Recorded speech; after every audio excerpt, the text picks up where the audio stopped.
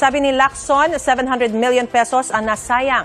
25 million pesos daw kada araw ang budget ng Senado. Multiplied sa 28 days ni Cayetano bilang Senate President. Tapos ang output lang daw ay gulo noong May 13. Ang ani ay pagtakas ni Senador Bato de la Rosa, pag-boycott ng Cayetano Block sa sesyon, bigong destabilization attempt at hindi otorisadong committee hearing. Sagot ni Cayetano, grupo raw ni Lacson ang dahilan kung bakit hindi nakapagtrabaho ang Senado. Tanong pa ni Cayetano, bakit hindi gamitin ni Lacson ang galing niya sa pag-iimbestiga at paharapin sa investigasyon ng 18 dating bodyguards ni Zaldico? Sila po ang ayaw magtrabaho. Hindi po sila naglagay ng mga membro para hindi mag-function yung mga committee. Magaling ka mag-imbestiga eh. Pero ngayon, bakit? Panay comment mo na lang sa mga witnesses pero ayaw mong humarap sila sa committee. Ang problema doon, Igan, alam naman natin pareho na talagang ang tumbok lang para makapag-destabilize. Welcome namang dumalo sa Blue Ribbon. Pero ayaw nila, gusto nila puro press con. Inalmahan din ni Cayetano ang pang-iinis daw sa kanya ng magkapatid na Senador Raffy at Erwin Tulfo, lalo na raw sa paggamit ng Facebook Live ni Cayetano. Wala pang reaksyon ang magkapatid na Tulfo. Sabi ni Lacson, 700 million pesos ang nasayang. 25 million pesos daw kada araw ang budget ng Senado. Multiplied sa 28 days ni Cayetano bilang Senate President. Tapos ang output lang daw ay gulo noong May 13. Ang ani ay pagtakas ni Senador Bato de la Rosa, pag-boycott ng Cayetano Block sa sesyon, bigong destabilization attempt at hindi otorisadong committee hearing. Sagot ni Cayetano, grupo raw ni Lacson ang dahilan kung bakit hindi nakapagtrabaho ang Senado. Tanong pa ni Cayetano, bakit hindi gamitin ni Lacson ang galing niya sa pag-iimbestiga at paharapin sa investigasyon ng 18 dating bodyguards ni Zaldico? Sila po ang ayaw magtrabaho. Hindi po sila naglagay ng mga membro para hindi mag-function yung mga committee. Magaling ka mag-imbestiga eh. Pero ngayon, bakit? Panay comment mo na lang sa mga witnesses pero ayaw mong humarap sila sa committee. Ang problema doon, Igan, alam naman natin pareho na talagang ang tumbok lang para makapag-destabilize. Welcome namang dumalo sa Blue Ribbon. Pero ayaw nila, gusto nila puro press con. Inalmahan din ni Cayetano ang pang-iinis daw sa kanya ng magkapatid na Senador Raffy at Erwin Tulfo, lalo na raw sa paggamit ng Facebook Live ni Cayetano. Wala pang reaksyon ang magkapatid na Tulfo. Sabi ni Lacson, 700 million pesos ang nasayang. 25 million pesos daw kada araw ang budget ng Senado. Multiplied sa 28 days ni Cayetano bilang Senate President. Tapos ang output lang daw ay gulo noong May 13. Ang ani ay pagtakas ni Senador Bato de la Rosa, pag-boycott ng Cayetano Block sa sesyon, bigong destabilization attempt at hindi otorisadong committee hearing. Sagot ni Cayetano, grupo raw ni Lacson ang dahilan kung bakit hindi nakapagtrabaho ang Senado.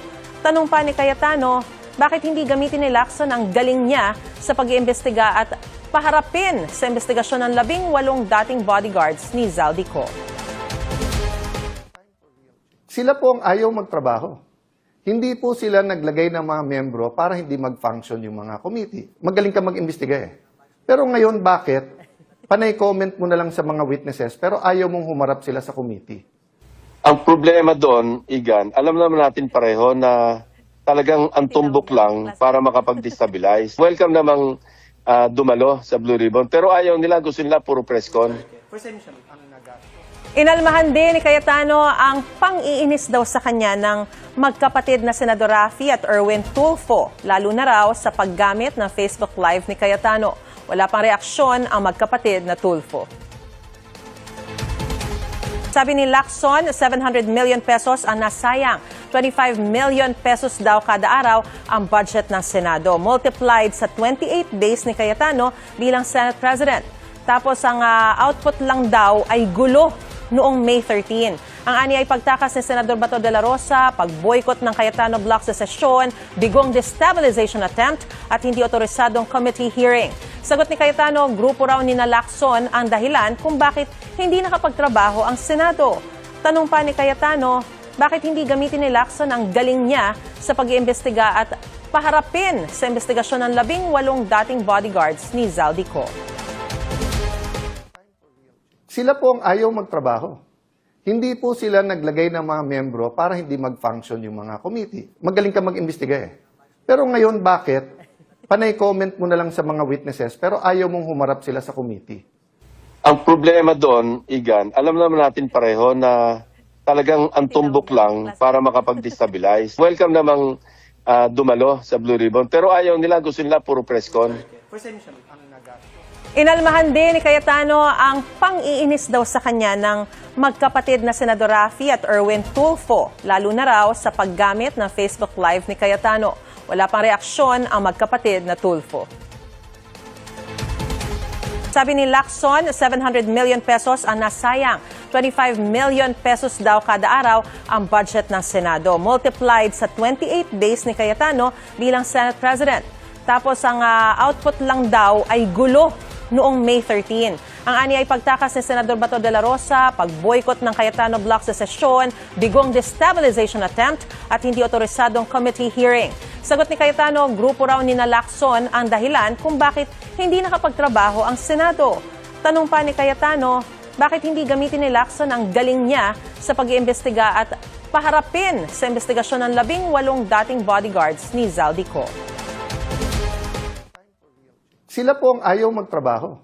Hindi po sila naglagay ng mga membro para hindi mag-function yung mga committee. Magaling ka mag-imbestiga eh. Pero ngayon, bakit? Panay comment mo na lang sa mga witnesses pero ayaw mong humarap sila sa committee. Ang problema doon, Igan, alam naman natin pareho na talagang ang tumbok lang para makapag-destabilize. Welcome namang dumalo sa Blue Ribbon. Pero ayaw nila, gusto nila puro press con. Inalmahan din ni Cayetano ang pang-iinis daw sa kanya ng magkapatid na Senador Raffy at Erwin Tulfo, lalo na raw sa paggamit ng Facebook Live ni Cayetano. Wala pang reaksyon ang magkapatid na Tulfo. Sabi ni Lacson, 700 million pesos ang nasayang. 25 million pesos daw kada araw ang budget ng Senado. Multiplied sa 28 days ni Cayetano bilang Senate President. Tapos ang output lang daw ay gulo noong May 13. Ang ani ay pagtakas ni Senador Bato de la Rosa, pag-boycott ng Cayetano Block sa sesyon, bigong destabilization attempt at hindi otorisadong committee hearing. Sagot ni Cayetano, grupo raw ni Lacson ang dahilan kung bakit hindi nakapagtrabaho ang Senado. Tanong pa ni Cayetano, bakit hindi gamitin ni Lacson ang galing niya sa pag-iimbestiga at paharapin sa investigasyon ng 18 dating bodyguards ni Zaldico? Sila po ang ayaw magtrabaho. Hindi po sila naglagay ng mga membro para hindi mag-function yung mga committee. Magaling ka mag-imbestiga eh. Pero ngayon, bakit? Panay comment mo na lang sa mga witnesses pero ayaw mong humarap sila sa committee. Ang problema doon, Igan, alam naman natin pareho na talagang ang tumbok lang para makapag-destabilize. Welcome namang dumalo sa Blue Ribbon. Pero ayaw nila, gusto nila puro press con. Inalmahan din ni Cayetano ang pang-iinis daw sa kanya ng magkapatid na Senador Raffy at Erwin Tulfo, lalo na raw sa paggamit ng Facebook Live ni Cayetano. Wala pang reaksyon ang magkapatid na Tulfo.